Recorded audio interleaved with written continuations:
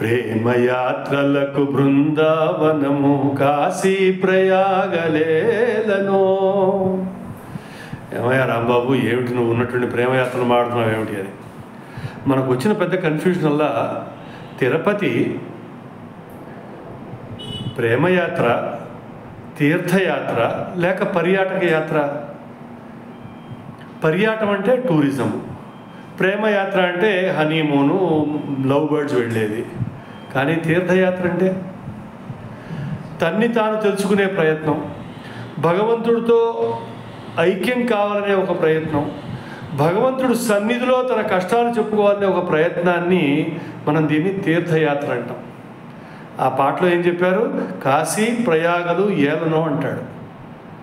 అంటే ఈ కన్ఫ్యూజన్ నుంచి మనం ఎప్పుడు బయటపడాలి? తిరుపతి పర్యాటక కేంద్రం కాదు, తిరుపతి తీర్థయాత్ర మాత్రమే చేయవలే అనే విషయం మనం ఎప్పుడు తెలుసుకుంటాం?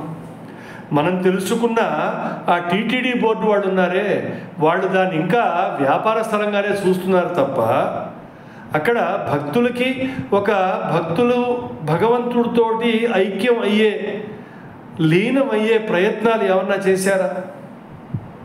దర్శనం అయిన తర్వాత ప్రశాంతతగా కూర్చునేందుకు ఎక్కడా ఏర్పాటు ఉన్నదా? మనుషులు గుళ్ళోంచి బయటికి వచ్చి ఆ పక్కన నడిచే దారిలో కూర్చుందామని కూర్చుంటే వచ్చి లేపేస్తున్నారు కదా. దీని బదులు ఒక ధ్యాన కేంద్రం ఏమన్నా పెట్టచ్చు కదా. ధ్యాన కేంద్రం పెడితే ఏమవుతుందంటే భగవంతుడిని కళ్ళారా చూసుకున్నాం, ఇప్పుడు ఆయనతోటి మేము మాట్లాడుకుంటాం అని ధ్యానం చేసుకునే ఒక ఏర్పాటు అవుతుంది కదా. అటువంటివన్నీ ఏమీ లేకపోగా ప్రతి వస్తువుకి ఒక రుసుము చెల్లించుకోవటం. వాడెవడో మొన్న పాత చైర్మన్ సుబ్బారెడ్డి, వైవి సుబ్బారెడ్డి, ఎంత రేట్ ఎంత? 250. వాడెవడో 500 చేయమండు. 500 ఏందయ్యా, ఉన్నవాడే వస్తాడు, 2000 చేయి. వాడు అబ్బా సొత్తు ఏమన్నా పోయిందా? భక్తుడు తనకున్న సౌకర్యంలో కొంచెం 2 రూపాయలు వెచ్చిస్తే దేవుడి దగ్గరికి తొందరగా వెళ్తానేమో అనుకున్నాడు. దాన్ని మీరు వ్యాపారంగా మారుస్తున్నారు కదా. ఏ సేవ అయినా సరే 10 నిమిషాలు 15 నిమిషాలు కూర్చున్నాడు, 5000 చేయండి అంటే మనం వేసిన డబ్బులు వీళ్ళు ఎత్తుకుపోయే ప్రయత్నం, మనం వేసిన డబ్బుల్ని మనని దోచి పక్క వాళ్ళకి ఇచ్చే ప్రయత్నం. ఎంతకాలం చేద్దాం ఇది? ఇంకా అంటే పర్యాటక కేంద్రం నుంచి తీర్థయాత్రలోకి రావాలంటే గనక ఆ దేవుడి మీద నమ్మకం ఉన్నవాడే వస్తాడు.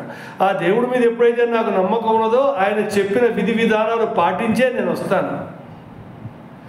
డ్రెస్సు కూడా జీన్స్ ప్యాంట్లు, మోకాళ్ళ మీద చిరిగిపోయిన ప్యాంట్లు, లేకపోతే భుజాలు చింపుకుని వచ్చే అమ్మాయిలు వీళ్ళందరూ రారప్పుడు చక్కగా జడలేసుకుని మొహాన్ని ఇంత తిలకం దిద్ది చీరో, పట్టు చీరో, ఓణియో, పరికిణో వేసుకునే వస్తారు కదా.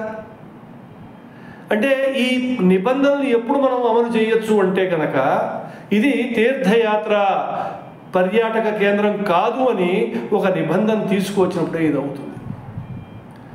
అలాగే ఈ మధ్య లడ్డూ వివాదం, చంద్రబాబు గారు నేను చాలా పత్తిత్తును అనుకుంటూ ఈ లడ్డు వివాదాన్ని తెరపైకి తెచ్చాడు. సరే, అది ఎందుకు వచ్చిందో మనకు తెలియదు. భగవంతుడినే మనకి తట్టి లేపుతున్నాడనే నేను అనుకుంటున్నాను. ఈ తట్టి లేపుతున్న తరుణంలో మనం తెలుసుకోవాల్సింది ఏంటంటే లడ్డు అనేది ప్రసాదము, ఇది బ్రాండెడ్ స్వీట్ కాదు. పుల్లారెడ్డి దగ్గర కాజు బెల్లం మిఠాయి తీసుకున్నట్టుగా లడ్డూలు తీసుకోవటం కాదు. వచ్చిన భక్తుడికి ఒక చిన్న లడ్డు వాడి చేతిలో పెట్టి నిన్ను ఆశీర్వదించాడరా మన స్వామి అని చెప్పి ఒక చిన్న లడ్డు పెట్టాం. టికెట్కి, ఎందుకంటే సర్వదర్శనానికి కూడా ఈ మధ్య కూపన్లు వేస్తున్నారు కదా, ఆ కూపన్కి 2 చప్పున వాడి భార్య ఇద్దరు కలిసి వస్తే ఇద్దరికి 4 ఇవ్వండి. అంతేగాని లక్షల లడ్డు చేస్తున్నాం, ట్యాంకర్లతోటి మేము నేతి పీపాలు తెప్పిస్తున్నాం. ఇది ఎక్కడ విడ్డూరం? అంటే తినేందుకు ఒక ఆస్కారం చూపించి ఇక్కడ ఎంత వస్తుందో తెలియదు, లడ్డూకి 50 రూపాయలు, లడ్డూకి 500 రూపాయలు అది చేయమని ఎవరో ప్రపోజ్ చేస్తున్నారు. కాదండి, ఇది స్వీట్ కాదు.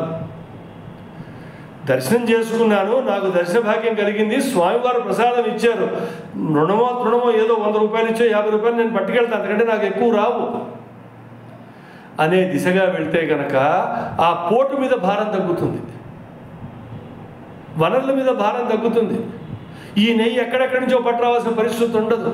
ఆ చిత్తూరు చుట్టుపక్కల ఉన్న గ్రామాలందరిలోనూ ఆవుల్ని పెంచుకునే వాళ్ళందరినీ ఈ స్వామివారే రక్షించుకుంటాడు, పోషిస్తాడు అనే ఒక నెపం బయలుదేరుతుంది. కాబట్టి భక్త మహాశయులారా, మిత్రులారా, పర్యాటక కేంద్రానికి తీర్థ కేంద్రానికి వ్యత్యాసం తెలుసుకుందాం. పర్యాటక కేంద్రం అనేప్పటికీ నేను ఎన్వి తింటానండి, నాన్ వెజ్ తింటానండి, సాయంకాలం అయినప్పటికీ బీర్ బాటిల్ కావాలండి కాబట్టి నేను కిందకెళ్ళి బీర్ తాగి పైకి వస్తానండి అని పర్యాటక కేంద్రాలు. గోవా లాంటిది పర్యాటక కేంద్రం, ఊటీ లాంటిది పర్యాటక కేంద్రం, అలాగే సర్దార్ వల్లభాయ్ పటేల్ విగ్రహం పెట్టారు, అది పర్యాటక కేంద్రం. కాశీ పర్యాటక కేంద్రం కాదు, ఆధ్యాత్మికము తీర్థము. తిరుపతి పర్యాటక కేంద్రం కాదు, ఆధ్యాత్మికము తీర్థ కేంద్రము. ఇలా ఈ వ్యత్యాసాన్ని మనం తెలుసుకున్నప్పుడు ఆ దృష్టికోణం ఉన్నవాడే వెళ్తాడు అక్కడికి. ఆ దృష్టితోటి ఆయన దగ్గరికి వెళ్ళి సన్నిధానంలో ఒక రోజు కూర్చుంటాను, 2 రోజులు కూర్చుంటాను, లేదు 9 రాత్రులు గడుపుతాను అనేవాళ్ళు వస్తారు. ప్రతిదీ వ్యాపారం. అక్కడ రూము కట్టాలంటే ఓ రికమెండేషన్ లెటర్,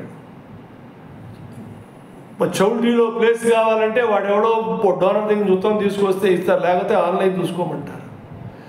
అంటే భక్తుల దగ్గరే దోచి భక్తుల నెత్తినే శటకోపం పెట్టి, శటకోపం అంటే దేవుడి దగ్గర పెట్టేది కాదు, మీరు పెట్టే టోపీ. ఇవన్నింటి నుంచి బయటపడాలంటే మిత్రులారా మనం అర్థం చేసుకోవాల్సింది, ముందుకు వెళ్ళవలసింది స్వామివారి దగ్గరికి వెళ్ళేప్పుడు భక్తి పారవస్యంతో, శ్రద్ధతోటి స్వామినే చూస్తాను అనుకునే విధంగా. అంతేగాని పెళ్ళైన కొత్తగా ఫస్ట్ నైట్ కూడా చేయకుండా మేము అక్కడికి వెళ్తాం, మేము దర్శనం చేసుకుంటాం, 3 రాత్రులు అక్కడ ఉండొస్తామంటే అది కేంద్రం కాదు. ఎక్కడెక్కడి నుంచి, అమెరికా నుంచి, దుబాయ్ నుంచి, ఆఫ్రికా నుంచి ఎంతమంది భారతీయులు వచ్చి ఆయన కోసం వెళితే వాళ్ళని అగచాటు పెడతారు, నానా అగచాటు పెట్టట్లేదు. కాబట్టి మొన్న మనం అనుకున్నట్టుగా దేవాదాయ శాఖ నుంచి ఇది బయటపడి మన ధార్మిక బోర్డు వాళ్ళు, ధార్మిక ట్రస్ట్ వాళ్ళు దీన్ని కనుక నడుపుకునే నెపంగా మనం కనుక ఒక ఉద్యమం మొదలెట్టగలిగితే, అందరం కలిసి కట్టుగా ఒక లెటర్ ఆఫ్ రిప్రజెంటేషన్ 1,00,000 మందితోటో 10 లక్షల మందితోటో సంతకాలు పెట్టించి ప్రధానమంత్రికి పంపిస్తే మన మాట ఎందుకు వినరండి? లడ్డూ విక్రయం కాదు అక్కడ చేయవలసింది. లడ్డూ హైదరాబాద్కి రోజు ట్రక్ వస్తుంది, ఎందుకు రావాలండి మీకు లడ్డూ హైదరాబాద్కి? పుల్లారెడ్డి వాడు నీకు చేసి పెడతాడు స్వీట్ కావాలంటే. తిరుపతి నుంచి ప్రసాదం రావాలంటే భక్తుడు వెళ్ళి తెచ్చుకోవాల్సిందే. ఆ మార్గంగా కనుక మనం వెళ్ళినట్టయితే మిత్రులారా అందరికీ శ్రేయస్కరం. తిరుపతి నుంచి లడ్డూ వచ్చింది, అది నేను తింటాను, నేను దర్శనానికి అర్హుణ్ణి అవుతాను, వచ్చేసారి నేను కూడా వెళ్తాను, ఆ తిరుపతి లడ్డు తెచ్చుకుంటాను, తిరుపతి పులిహోర తెచ్చుకుంటాను, అప్పం తెచ్చుకుంటాను, వడ తెచ్చుకుంటాను, ఇవి అనుకోవాలి. కాబట్టి ఈ పర్యాటక కేంద్రం మీద, తీర్థయాత్రల మీద, తీర్థ కేంద్రంగా మీద దీని మీద ఇంకా మనం సావకాశంగా దీని మీద ఇంకా చర్చ చేసుకుందాం. ఇంకొకటో 2 వీడియోలు దీని మీద మనం పెట్టుకుందాం. ఇంక నుంచి మనం మన దేవాదాయ శాఖని కానీ, మనకున్న దేవతల కేంద్రాలు, క్షేత్రాలు ఏవైతే ఉన్నాయో అవన్నీ కూడా మనమే పరిపాలించుకునే ఏర్పాటు చేసుకుందాం. సత్యభాషాన్ని కనుక మీరు మొదటిసారి వింటున్నట్టయితే దయచేసి సత్యభాషాన్ని సబ్స్క్రైబ్ చేయండి, ఈ వీడియోని లైక్ చేయండి, షేర్ చేయండి, మీ మిత్రులందరికీ పంపించండి. మీకు ఇటువంటి ఆలోచనలు ఏమన్నా ఉంటే కనుక కామెంట్ రూపంలో పెడితే కనుక ఇవన్నీ ఇముడ్చుకుంటూ వచ్చే శీర్షిక మనం చేసుకుందాం. వచ్చే శీర్షిక వరకు ఉంటాను మరి. రాంబాబు చెరువు, హైదరాబాద్.